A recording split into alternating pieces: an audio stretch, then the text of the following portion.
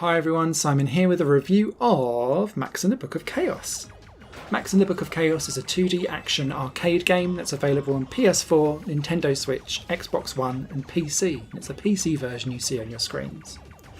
This game evokes a game that I absolutely adored in the late 80s on my ZX Spectrum 3. God, I'm showing my age. It's Super Pang. Oh yes. And the beauty of Super Pang was that you could only shoot normally vertically, and it was like a laser, and you'd have like bouncy ball aliens that would like bounce around in a zigzag on the screen.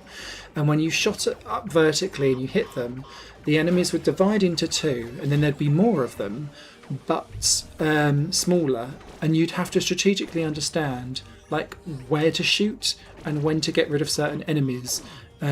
Because otherwise you'd become overwhelmed because you'd shot too many of the big enemies to make them small and there'd be nowhere for you to go. Max in the Book of Chaos takes that kind of mechanic, although things don't often divide, but different enemies have different trajectories and different attack patterns, so you're ending up kind of balancing how you act in an arena against all of these different enemies that will come at you at waves. But instead of just leaving you to shoot vertically, you've also got 45-degree angles to the left and right, and also 90-degree angles to the left and right as well. Because things will not come at you from above, they'll also come from the sides, from corners, and quite often popping up from hatches in the floor. And they will walk towards you. So your character is much more nimble than what you would be in the Pang games, and much more akin to the Bug Butcher, which is a game that I absolutely love as well, that took Pang and made it more accessible and fluid, and this does a very similar job. You'll be able to jump around, and that will be very handy to leapfrog over enemies as you're trying to shoot them. You've also got a dash ability, which you can then upgrade to make yourself invincible as you dash through enemies as well. That can be very handy for bosses, may I add. And you also have power-ups for weapons as well, which will give you different types of weapons, increased power, increased speed.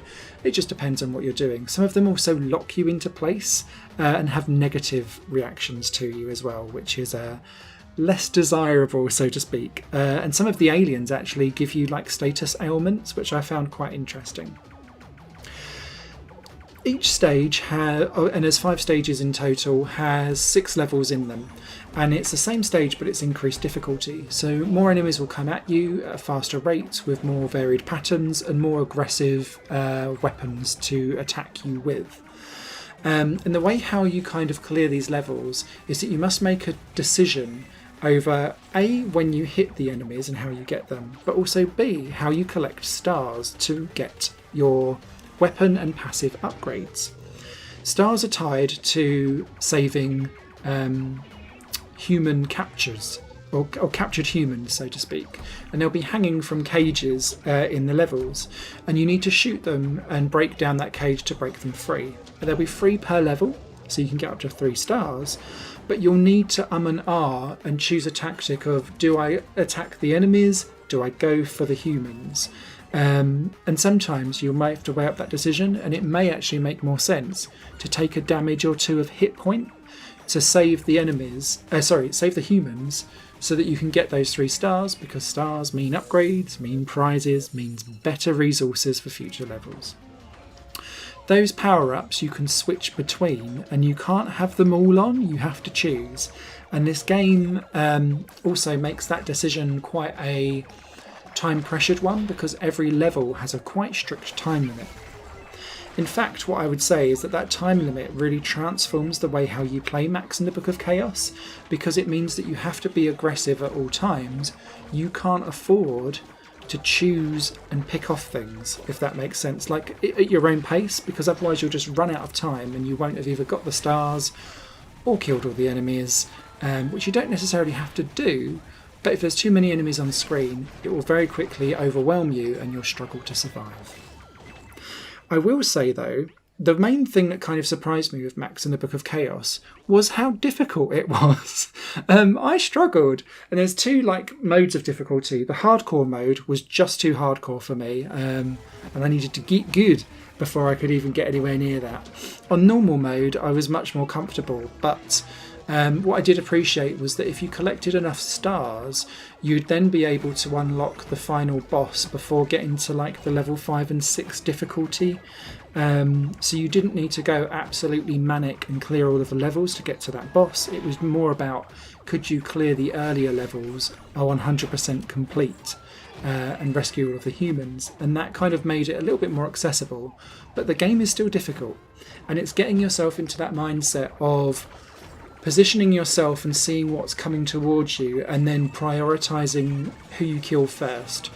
And it was less around like the controls felt good, the shooting felt fine. I didn't feel like there was any like collision detection problems or anything like that, but I just kept dying all the time. I don't know if that was overwhelm or if that was me pushing myself with a time limit to be too aggressive for my own good. But it took me a while to get Max in the Book of Chaos to click with me. When it did, I had a great time with it, but I had a real uphill struggle at the beginning where I died an awful lot before things started to slip into place.